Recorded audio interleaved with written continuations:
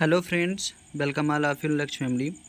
हम 12वीं क्लास की इंग्लिश चैप्टर बुक का first lesson the last lesson था उसे हम पढ़ रहे थे और हमने इसे कंप्लीट कर लिया था।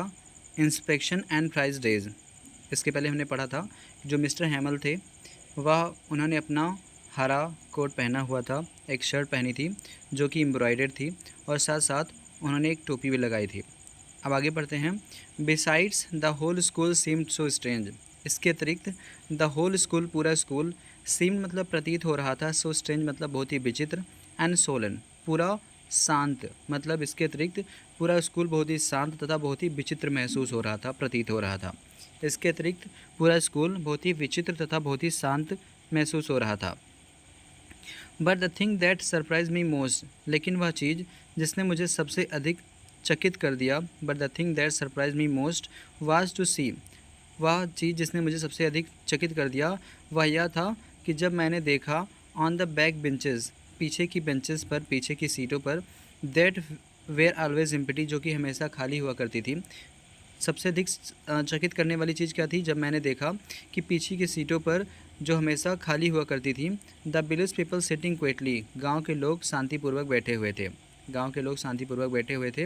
लाइक आवर सेल्फ मतलब स्वयं ही, गांव के लोग शांतिपूर्वक स्वयं ही बैठे हुए थे। ओल्ड हॉजर, जो ओल्ड हॉजर था, बूढ़ा हॉजर था, विद हिज 3 कॉर्नर हेड, जिसके पास 3 कोने वाली टोपी थी। द फॉर्मर मेयर, जो कि पुराना मेयर था। द फॉर्मर पोस्ट मास्टर, पुराना पोस्ट मास्टर था। एंड सेवरल अदर, और कुछ अन्य लोग, और कुछ अन्य लोग बैठे हुए थे। Post master and several other लोग बिसाइड्स मतलब उसके साथ साथ कुछ अन्य लोग भी बैठे हुए थे। Everybody was, everybody looked sad, सभी लोग दुखी दिखाई दे रहे थे। एवरीबडी लुक्ड सैड, सभी लोग दुखी दिखाई दे रहे थे। And Hauser had brought an old primer, Hauser के पास एक पुराना प्राइमर था, एक दस्तावेज़ था। उस हॉजर के पास एक पुराना सा दस्तावेज़ था, एक प्राइमर था। थम्ड एट द एज, जिसके किनारे पर थम्ड लगे हुए थे, अंगूठे के निशान लगे हुए थे। जिसके किनारे पर, जिसके एज पर थम्ड हुआ था, अंगूठे के निशान लगे हुए थे। And he held it open at his knees, उसने अपने घुटनों के पास इसे मतलब खोले हुए रखा हुआ था। उसने अपने घुटनों के पास से खोले हुए रखा था। With his great spectacles lying across the page, और जो उसका बड़ा सा चश्मा था वह उसी पेज के ऊपर था, मतलब वह उसी पेज की तरफ देख रहा था। फिर से समझते हैं। इसके अतिरिक्त जो पूरा स्कूल था बहुत ही विचित्र, बहुत ही शांत दिखाई दे रहा था। सिर्फ एक चीज़ जिसने मुझे सबसे अधिक चकित किया वह क्या थी? जब पीछे की बेंचेस पर जो हमेशा खाली हुआ करती थी वहाँ गांव के लोग स्वयं ही बैठे हुए थे शांतिपूर्वक। ओल्ड हॉजर, और जिसके पास 3 कोने वाली टोपी थी, पुराना मेयर, और जो पुराना पोस्ट मास्टर था, तथा अन्य कुछ लोग थे। एवरीबडी लुक सैड, सभी लोग दिखाई दे रहे थे। Hauser had bought an old primer thumbed at the edge, Hauser ने एक पुराना सा प्राइमर ले रखा था जिसके किनारे पर अंगूठे के निशान लगे हुए थे। And he held it open on his knees with his great spectacles line across the page, उसने अपने घुटनों के पास से खोले हुए ले रखा था। साथ ही उसका जो बड़ा सा चश्मा था उसकी नज़र उसी पेज पर थी, मतलब वह उसी पेज को बार बार देख रहा था। While I was wondering about it all, जब मैं सब के बारे में वंडर कर रहा था, विचार कर रहा था, सोच रहा था, जब मैं सब के बारे में सोच रहा था, mister हैमल mounted his chair, mister हैमल जो थे वह अपनी चेयर से उठे। मिस्टर हैमल अपनी चेयर से उठे। And in the same grave, बड़े गंभीरता से, एंड जेंटल टोन, बड़े सज्जनता भरे शब्दों से, which he has use to me, जिससे उन्होंने मेरे साथ प्रयोग किया था, जैसे शब्द, जैसी गंभीरता उन्होंने मेरे साथ दिखाई थी, उन्होंने हैड यूज मी सर, उन्होंने बोला। जब मैं यह सब सोच रहा था मिस्टर हैमल अपनी कुर्सी से उठे और उसी गंभीरता और उसी सज्जनता भरे शब्दों से, जैसा उन्होंने मेरे साथ कहा था, मुझसे बोला था, उसी शब्दों में बोले। माई चिल्ड्रन, मेरे बच्चों, this is the last lesson, उन्होंने कहा यह मेरे बच्चों यह तुम्हारा अंतिम पाठ है। आई शैल गिव यू, जो मैं तुम्हें आज दूंगा, यह आज तुम्हारा अंतिम पाठ है जो मैं तुम्हें दूंगा। The order has come from Berlin, आगे उन्होंने क्या कहा कि बर्लिन से आदेश आया है, to teach only German in the school of Alsace and Lorraine, Berlin से आदेश आया है कि अल्सेक और लोरेन के स्कूलों में जर्मन भाषा पढ़ाई जाए। बर्लिन से आदेश आया है कि अल्सेक और लोरेन के स्कूलों में जर्मन भाषा पढ़ाई जाए, क्योंकि जो 2 ज़िले थे अल्सेक और लोरेन वह जर्मन क्षेत्र में जा चुके थे। फ्रेंच के 2 क्षेत्र अल्सेक और लोरेन जर्मन में जा चुके थे, इसलिए यह आदेश आया था बर्लिन से कि अब जो भी ये दोनों क्षेत्र हैं, दोनों ज़िले हैं, इसमें जर्मन भाषा पढ़ाई जाए। आगे उन्होंने क्या कहा, the new master comes tomorrow, नया अध्यापक कल आएगा। This is your last French lesson, यह तुम्हारा अंतिम फ्रेंच पाठ है। This is last your French lesson, यह तुम्हारा अंतिम फ्रेंच पाठ है। I want to be very attentive, मैं चाहता हूँ कि आप लोग बहुत ध्यान दो, मैं चाहता हूँ कि आप इस पर ध्यान बनाए रखो। What a thunderclap these words were to me, ये जो शब्द थे वह मेरे लिए किसी बादलों की गड़गड़ाहट के समान थे। ये जो शब्द थे वह मेरे लिए किसी बादलों की गड़गड़ाहट के समान थे। On the wretch that was that they had put up at the town hall, वे अभागे लोग, that was they had put up at the town hall, जो कि उस टाउन हॉल में भरे हुए थे। वे सभी अभागे लोग जो उस टाउन हॉल में भरे हुए थे। रिच मतलब अभागे लोग। माई लास्ट लेसन, मेरा अंतिम पाठ। वह सभी अभागे लोग जो उस पूरे कमरे में भरे हुए थे वे इस बात पर दुखी हो गए थे। माई लास्ट फ्रेंच लेसन, जो मेरा अंतिम फ्रेंच पाठ है। Why I hardly knew how to write, बड़ी मुश्किल से मैंने लिखना सीखा था।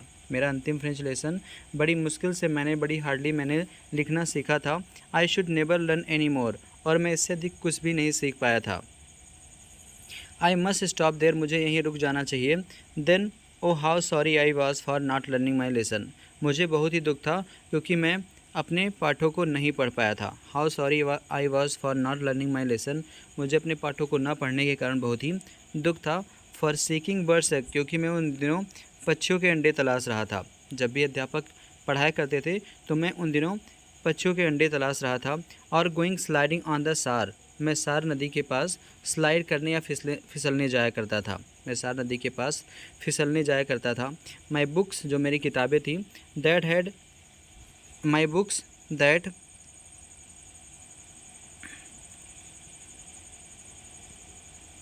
Sorry everyone, let's wait.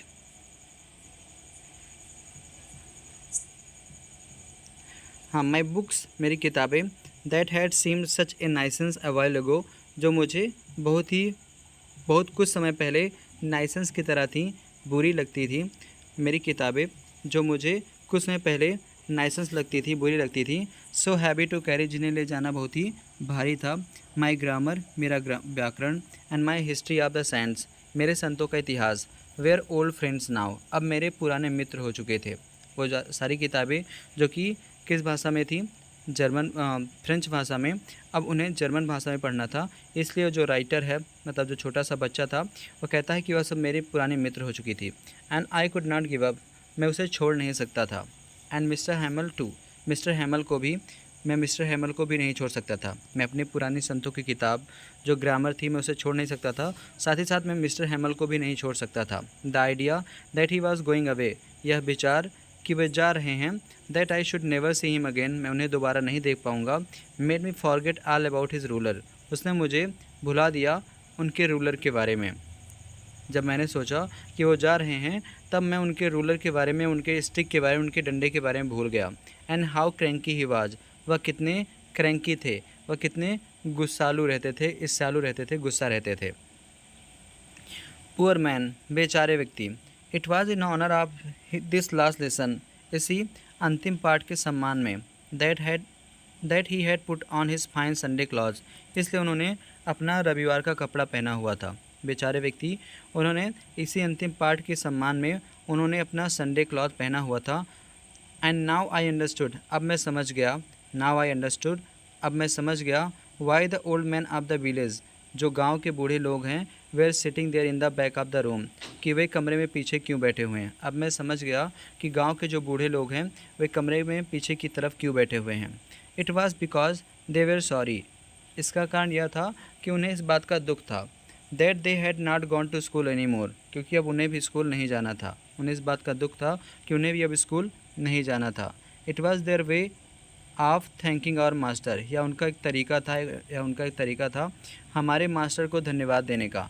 For his 40 years of faithful service, अपनी 40 वर्ष की सेवा के लिए, अपनी 40 वर्ष की सेवा के लिए उन्हें इस प्रकार से धन्यवाद देने का उनका अपना एक तरीका था। एंड आप showing their respect for the country that was theirs no more, और अपने देश के लिए अपना सम्मान दिखाने का, अपने देश के लिए अपना रिस्पेक्ट शो करने का, जो कि अब उनकी नहीं होने वाली थी, जो कि वो उनसे छूटने वाली थी।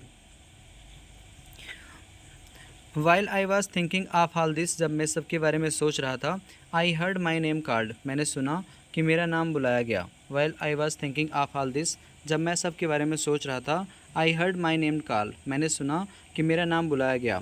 It was my turn to recite, अब मेरा पार्टिसिपल सुनाने का समय आ गया था। It was my turn to recite, अब मेरा पार्टिसिपल सुनाने का समय आ गया था। What would I not have given to be able to say that dreadful rule for the participle all through. What would I not have given to able to say, मतलब मैं क्या नहीं कह पाया था, मैं क्या नहीं सोच पाया था कि मैं इस पार्टिसिपल के नियमों को कैसे सुनाऊं। मतलब मैं सोच रहा था कि मैं इन पार्टिसिपल के कठिन नियमों को कैसे सुनाऊं। वेरी लाउड एंड क्लियर, मतलब मुझसे कहा गया कि तुम्हें इस पार्टिसिपल के नियमों को सुनाना है, जो कि बहुत ही डरावना था, बहुत ही ड्रेडफुल था। वेरी लाउड एंड क्लियर, और मुझे आदेश दिया गया कि बहुत ही तेज़ तथा बहुत ही साफ आवाज़ में, विदाउट वन मिस्टेक, बिना किसी गलती के। But I got mixed up the first word, मैंने अपना पहला शब्द मिक्सअप किया, मैंने अपना पहला शब्द बोला। एंड स्टूड देयर, और मैं वहीं खड़ा रहा। एज ए स्टूडेंट, जो विद्यार्थी था, छोटा सा बच्चा, वो क्या कहता है कि उसने पहला शब्द बोला और फिर वह वहीं खड़ा हो गया। Holding on to my desk, मैंने अपनी डेस्क को पकड़ा हुआ था। माई हार्ट बीटिंग, मेरा जो हृदय था वह तेज़ी से धड़क रहा था। Not daring to look up, मुझ में ऊपर देखने का कोई साहस नहीं था। यहाँ तक आप लोग समझ चुके होंगे। मिलते हैं नेक्स्ट वीडियो में। धन्यवाद।